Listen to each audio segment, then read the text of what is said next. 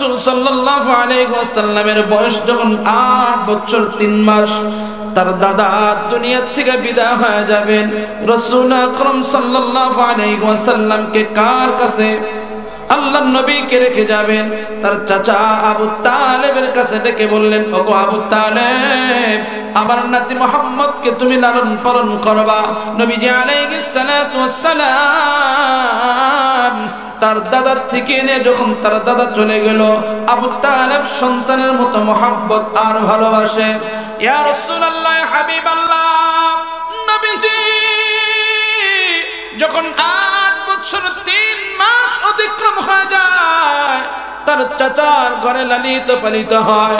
নবী আমার তখন ভালো আর মন্দ কি আমার নবী বুঝতে পারে। নবীজি মক্কার অলিতে গলিতে ঘুরতে লাগলেন। মক্কার অলিতে গলিতে যখন ঘুরতে লাগেন, মক্কার অবস্থাটা ভালো না। নবীজি আলাইহিস সালাতু ওয়াস সালাম 9, 10 বছর 11 বছর যখন হয়ে গেল, এক এক করে দিন যায়, এক এক করে বছর যায়। নবী আলাইহিস সালাতু ওয়াস সালাম মক্কার অলিতে গলিতে দেখতে পান মক্কার লোকগুলা ভালো না, ভালো না। মক্কার লোকেরা তাদের মধ্যে মারামারি কাটাকাটি দেখতে পায়। নবীর তো এই মারামারি কাটাকাটি দেখতে ভালো লাগে না। নবী আমার দেখতে পায় ধনাঢ্য ব্যক্তিরা দুর্বল যারা তাদের উপর অত্যাচার জুলুম করতে লাগলেন। নবী আলাইহিস সালাতু ওয়াস সালাম দেখেন কন্যা সন্তান যখন দুনিয়াতে জন্মগ্রহণ করেন, তাদেরকে জীবিতভাবে হত্যা করা হয়, তাদেরকে জীবিতভাবে কবর দেওয়া হয়। নবী আমার সচক্ষে দেখতে পায় মক্কার মধ্যে সুদ ভিত্তিক সমাজটা পরিচালনা হয়। নবী মক্কার মধ্যে দেখতে পায় ঘুষের লেনদেন হয়। নবী দেখতে পায় ইতিম অসহায় তাদের উপর অত্যাচার জুলুম হয় রে বাবা। একদিন নয়, 2 দিন নয়, নবী যখন 14, 15, 16 বছর হয়ে গেল, নবী সচক্ষে দেখতে পায় নবীর তো একটু ভালো লাগে না, ঘুমাইতে যাই তবুও ভালো লাগে না। নবী আলাইহিস সালাতু ওয়াস সালাম চিন্তা করলেন কিভাবে মক্কার মধ্যে সুদ ভিত্তিক কিভাবে বন্ধ করা যায়, ঘুষ ভিত্তিক কিভাবে বন্ধ করা যায়। নবী আলাইহিস সালাতু ওয়াস সালাম দেখতে পায় অত্যাচারী জুলুমকারীরা ওই দুর্বলদের উপর অত্যাচার জুলুম করে। শুধু তাই না, যারা ব্যবসায়ী আছে তাদের উপর অত্যাচার জুলুম করে। নবী আমার বয়স যখন 17 বছর হয়ে গেলেন, নবী আবার চিন্তা করলেন না না না, মক্কার মধ্যে এই সমস্ত জাহিলাতের অপকর্মগুলো বন্ধ করতে হবে। নবী আবার চিন্তা চেতনায় নবী আবার মক্কার এই সমস্ত জাহিলাতের কাজগুলো বন্ধ করার জন্য চিন্তা করলেন কি করা যেতে পারে। নবী আলাইহিস সালাতু ওয়াস সালাম একটা সংগঠন তৈরি করলেন, যে সংগঠনের নাম হলো হিলফুল ফুজুল। নবী আলাইহিস সালাতু ওয়াস সালাম সংগঠন তৈরির উদ্দেশ্য কি? উদ্দেশ্য হলো একটাই, দুর্বল তারা যেন দুর্বলদের উপর অত্যাচার জুলুম না করতে পারে। ধনাঢ্য ব্যক্তিরা তারা যেন শক্তিশালীরা এই জুলুমকারীরা যাতে গরিব দুঃখীদের উপর অত্যাচার না করতে পারে, ব্যবসা বাণিজ্য যারা করে তাদের উপর হামলা না করতে পারে, তাদেরকে ব্যবসার মধ্যে না ঠকাতে পারে। বলেন তো আমাদের সমাজের মধ্যে ব্যবসার মধ্যে ঠকাই কিনা? কথা কেন বক্সিগঞ্জে নাই? হ্যাঁ নাই, যারা কইতেছেন না আসেনি? আল্লাহ বলেন বিসমিল্লাহির রহমানির রহিম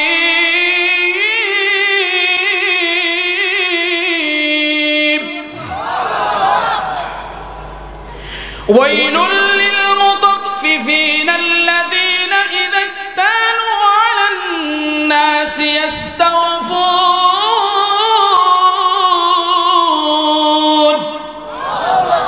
ওয়া ইযা কালুহুম আও ওয়াজানুহুম ইখসিরুন।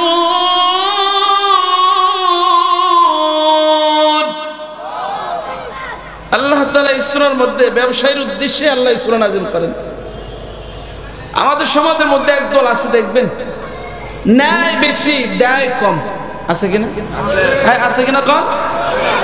এমন ব্যবসায়ী আছে এখান থেকে আপনি পণ্য কিনবেন, ওই পাশে যাইতে দেরি 10 গ্রাম কম। বলেন তো আছে কিনা? আর কিছু এখানে আছে কিনা?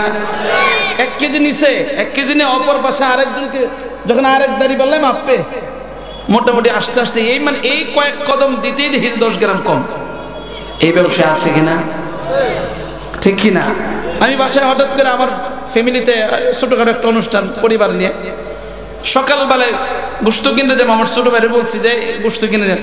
ও ভাই এখন যাওয়া যাবে না, কিনলে কয় গোশতের মধ্যে পানি দিচ্ছে, কয় কিনলে কয় ওজন জানি বেশি আছে কিনা? হ্যাঁ আলোচনা কেন আছে কিনা? রাসূল সাল্লাল্লাহু আলাইহি ওয়াসাল্লাম দেখলেন মক্কার জমিনে এভাবে একের পর এক শক্তিশালীরা দুর্বলদের উপর অত্যাচার জুলুম করে, ব্যবসায়ীদের উপরে ওই যারা ভালো ব্যবসা করতে পারে ওই দুর্বলদের উপর অত্যাচার আর জুলুম করে, তাদেরকে ঠকিয়ে দেয়। এরকম আছে কিনা? সূরাতুল মুতাফফিফিন আল্লাহ তাআলা এই সূরা নাযিল করে এবং মুফাসসিরিন کرام এই আয়াতের ব্যাখ্যা লেখেন যারা মানুষকে ঠকায় তারা আল্লাহকেও ঠকায়। এই কথা কোন ঠিক কিনা? যারা আল্লাহকে যারা মানুষকে ঠকায় তারা আল্লাহকেও ঠকাতে দ্বিধাবোধ করে না। যারা মানুষকে ঠকায় তারা আল্লাহকে ঠকায়। রাসূল মক্কার মধ্যে যখন দেখতে পাইলেন শক্তিশালীরা এই দুর্বলদের উপরে অত্যাচার জুলুম করেন, শুধু তাই না নবী দেখতে পাইলেন এই নারীর অধিকার ফিরিয়ে দেয় না। নবী দেখতে পাইলেন কন্যা সন্তানদেরকে জীবিত কবর দেওয়া হয়। নবী দেখতে পাইলেন ব্যবসার মধ্যে 2 নাম্বারি করে। নবী দেখতে পাইলেন সুদ ভিত্তিক সমাজ পরিচালনা হয়। নবী দেখতে পাইলেন ঘুষ ভিত্তিক সমাজ পরিচালনা হয়। নবী এখন দিন যায় রাত যায় চিন্তা করে এই সমস্ত অপকর্মগুলা কিভাবে একের পর এক বন্ধ করা যায়। নবী এবার একটা সংগঠন তৈরি করলেন হিলফুল ফুজুল। ব্যাখ্যা দিতে গেলে অনেক লম্বা সময় স্বল্পতায় আমি শুধু বুঝাবার জন্য বলছি। নবী এবার বললেন দিন যায় এই সংগঠন তৈরির উদ্দেশ্য ছিল এটা।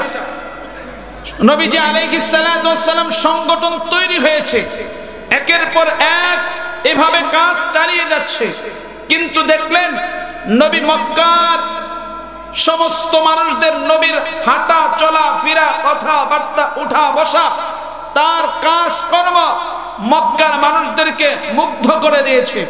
শেষ পর্যন্ত দেখলেন নবীর যে মিশন নবীর যে উদ্দেশ্য এটা সাকসেসফুল হচ্ছে না। নবী দেখলেন যে আমার যে উদ্দেশ্য মাকসাদ আমি নবী মুহাম্মদ আমি ভালোবাসা পাচ্ছি, কিন্তু আমি কি পাচ্ছি না? আমি পাচ্ছি না আমার মূল উদ্দেশ্য মাকসাদকে পূরণ করা। নবী দিন যায় রাত যায়, একের পর এক দিন যেতে যেতে নবীর যখন বয়স হয়ে গেলেন 33, 34, 35 বছর, নবী দেখলেন মক্কার মধ্যে নতুন করে আবার নবী দেখলেন মক্কার মধ্যে আবার নতুন করে এক ঝগড়া সৃষ্টি হয়ে গেলেন। কি? মক্কার বহু মানুষ এটা জানতো এবং বুঝতো যে কাবা ঘরে হযরত আসওয়াদ পাথরটা বসানো এটা বড় একটা দামি একটা কাজ এবং ভালো একটা কাজ। মক্কার মধ্যে কয়েকটা দল বের হয়ে গেল। এক দল বলল এটা আমি বসাবো, আরেক দল বলে না না না তুমি না আমরা বসাবো। নবী সচক্ষে দেখতে পারেন নতুন করে আরেকটা গৃহযুদ্ধ হবে। একের পর এক যুদ্ধ হতে লাগলো। তো একের পর এক যুদ্ধ শুরু হয়ে গেল। যুদ্ধ শুরু হওয়ার সম্ভাবনা নবী এবার চিন্তা করলো এই যুদ্ধ যেভাবে হোক এটাকে ঠেকাতে হবে, এটাকে বন্ধ করতে হবে। মক্কার প্রতাপশালী যারা ছিল একজন ঘোষণা করলো শোনো, যেহেতু আমাদের মধ্যে কয়েকজনের মধ্যে এটা একের পর এক দ্বন্দ্ব দেখা যায়, অতএব আগামীকালকে সূর্য উদিত হওয়ার পরে কাবা ঘরের দরজা দিয়ে প্রথম যে ব্যক্তি বের হবে ওই ব্যক্তি হযরত আসওয়াদ পাথরটা নিজ হাতে বসাবে। সুবহানাল্লাহ। খান রাসূল আকরাম সাল্লাল্লাহু আলাইহি ওয়াসাল্লাম দেখতে পাইলেন শুনতে পাইলেন যদি আমি মুহাম্মদ এই কাবা ঘরের দরজাতে বের হই তাহলে এই গৃহযুদ্ধটাও বন্ধ হয়ে যাবে। রাসূল আকরাম সাল্লাল্লাহু আলাইহি ওয়াসাল্লাম সূর্য উদিত হওয়ার সাথে সাথে সমস্ত মক্কার লোকেরা এক একজন কাবা ঘরের দরজার দিকে তাকাছে যে কে যেন এই দরজাটা বের হবে। রাসূল আকরাম সাল্লাল্লাহু আলাইহি ওয়াসাল্লাম ওই কাবা ঘরের দরজা দিয়ে যখন বের হবে, মক্কার বহু মানুষগুলা একের পর এক তাকাছে। হঠাৎ করে যখন নবীজি যখন ওই কাবা ঘরের দরজা বের হলেন, মক্কার বহু মানুষ যেখানে দাঁড়ায় আছে সকলে এক বাক্যে ডাক দিয়ে বললেন, আব্দুল্লাহর বেটা মুহাম্মদ এই কাবা ঘরের দরজা বের হয়েছে, আমাদের আর কোনো মন্তব্য নাই। ওগো মুহাম্মদ, তোমার নিজের হাত দিয়া এই কাবা ঘরের হজরে আসওয়াদ পাথরটা বসা দাও, আমরা তোমার উপরে খুশি আছি। রাসূল সাল্লাল্লাহু আলাইহি ওয়াসাল্লাম দেখতে পাইলেন আমার কারণে মক্কার মধ্যে গৃহযুদ্ধ হইতো, মক্কার মধ্যে নতুন করে একটা যুদ্ধ শুরু হয়ে যাইত।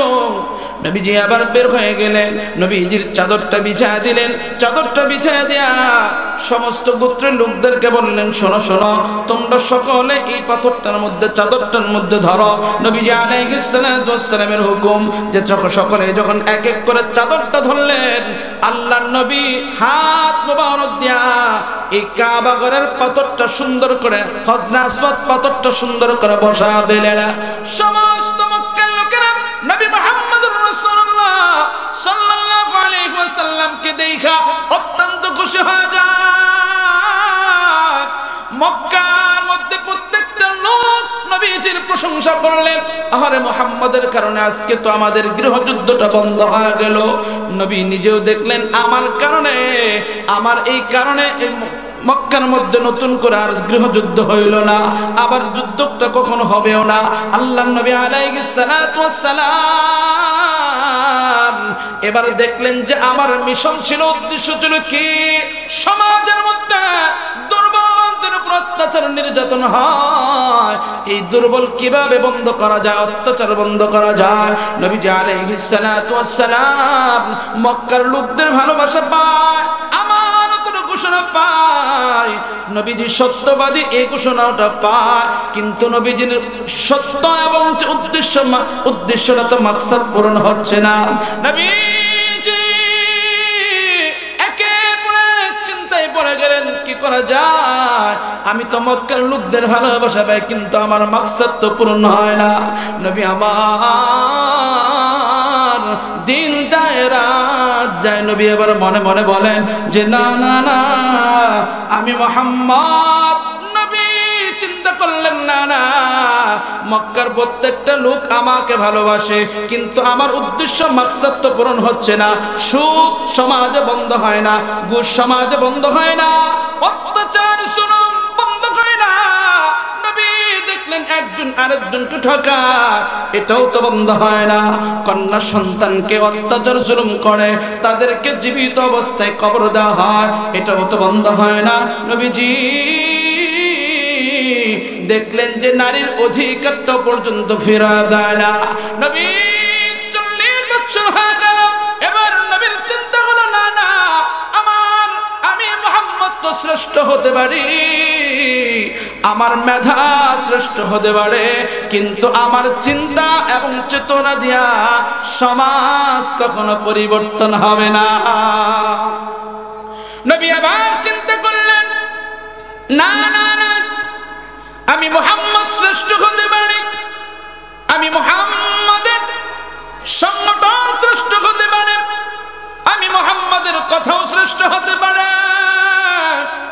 কিন্তু আমার সংগঠন, আমার চিন্তা চেতনায় সমাজে কখনো গুমরাহি বন্ধ হবে না। নবী দেখলেন যে না না, মক্কার বহু লোকের ভালোবাসা আমি পাইলাম কিন্তু সমাজের মধ্যে এখনো পর্যন্ত যা যা আমার মিশন ছিল এগুলো তো বন্ধ হচ্ছে না।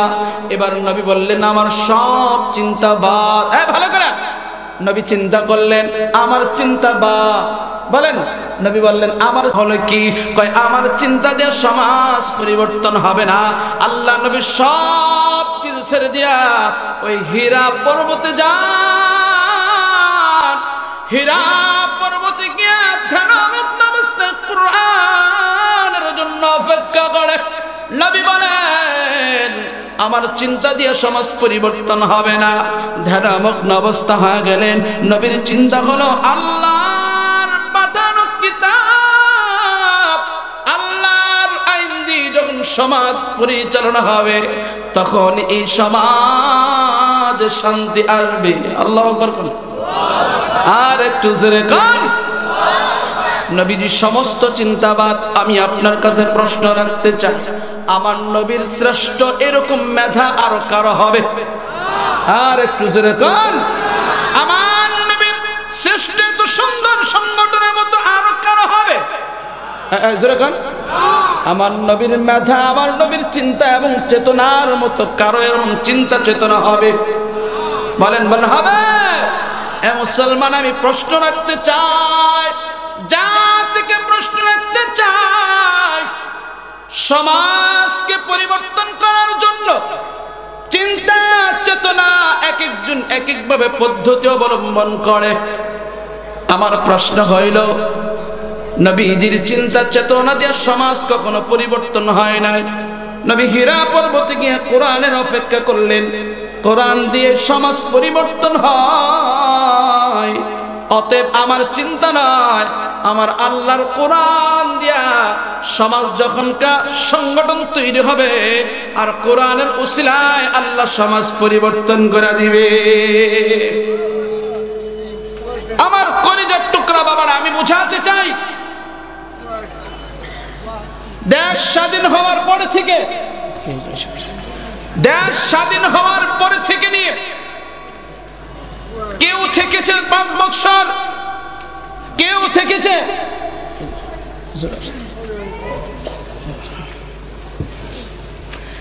এই সমাজে সংক্ষিপ্ত, হুজুর চলে আসছে, কথা বলা যাবে না। দেশ স্বাধীন হওয়ার পর থেকে নিয়ে কেউ চালিয়েছে 5 বছর, কেউ চালিয়েছে 10 বছর, কেউ চালিয়েছে আবার 5 বছর, কেউ আবার চালিয়েছে 16 বছর। মুসলমান, আমি বলতে চাই, দেশ স্বাধীন হওয়ার পর থেকে নিয়ে যারাই দেশ চালিয়েছে, যারাই দেশ শাসন করেছে, এটা সচক্ষে আমরা প্রমাণ। কোন ব্যক্তির মাধ্যমে, কোন শাসকের মাধ্যমে দেশে আমরা শান্তি অনুভব করতে পারি নাই। না পেয়েছি নারীর অধিকার ফিরে, না পেয়েছি গরিব দুঃখীদের হক আদায় করতে, না পেরেছি এত মানুষের হক আদায় করতে। মুসলমান, আমি বলতে চাই, না সমাজে সুদ বন্ধ হয়েছে, না সমাজে ঘুষ বন্ধ হয়েছে, না সমাজের মধ্যে শান্তির আভাস আমরা পেয়েছি। মুসলমান, আপনি জানেন, আমি জানি, আপনিও স্পষ্ট প্রমাণ যে সমাজের মধ্যে যাদের মাধ্যমে তাদের চিন্তায় সমাজের নারীর অধিকার ফিরে পাই নাই, জনগণের হক আদায় পাই নাই, যাদের চিন্তার চেতনার সংগঠনের মাধ্যমে সমাজ যেমন পরিবর্তন হয় নাই, অতএব যতদিন থাকবে কিয়ামত পর্যন্ত আপনার চিন্তার চেতনায় সমাজ পরিবর্তন হবে না।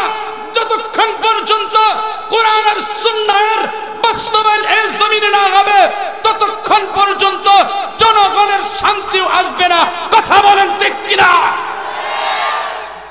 মুসলমানের কথাটাই বোঝানোর জন্য বলছি, যতই চিন্তার চেতনা সংগঠনে তৈরি করো না কেন, তোমাদের চিন্তার চেতনায় সমাজ পরিবর্তন হবে যতক্ষণ পর্যন্ত কোরআন আর সুন্নাহের বাস্তবায়ন এই জমিনে না হবে, ততক্ষণ পর্যন্ত নারীর অধিকার ফিরে পাবে না, সুদ বন্ধ হবে না, ঘুষ বন্ধ হবে না। অতএব কে দেশ চালাবে এটা আমার প্রশ্ন নয়, কে চালাবে কে থাকবে এটা নয়। আমরা এক বাক্যে এক চিত্তে কথাই বলতে চাই, এ কথাই বলতে চাই, সেটা হলো ওই কথা, আমরা এই জমিনে কোরআন আর সুন্নাহের বাস্তবায়ন দেখতে চাই। তাদের মাধ্যমেই যখন কোরআন আর বাস্তবায়ন, হাদিসের বাস্তবায়নের জমিনে হবে, তখন এ দেশ শান্তি আসবে। কথা বলেন ঠিক কিনা? আল্লাহ তাআলা আমাদের সকলকেই আমল করার বুঝার তৌফিক দান করুন, আল্লাহুম্মা আমিন। আমার মুরব্বি, আমার শায়খ ও মুর্শিদ, আল্লাহ তাআলা আমাদের সকলকে, আমার শায়খ ও মুর্শিদদেরকে আল্লাহ কবুল করুন, আমিন আমিন। আমার পাশে যিনি বসে আছেন আজকের মাহফিলের প্রধান মেহমান, আপনাদের অপরিচিত না পরিচিত, বারবার এখানে আসছে, আমার হুজুরের জন্য দোয়া চাই, আমিও খাস করে দোয়া চাই। আল্লাহ তাআলা আমাদের সকলকে আমল করা বুঝার তৌফিক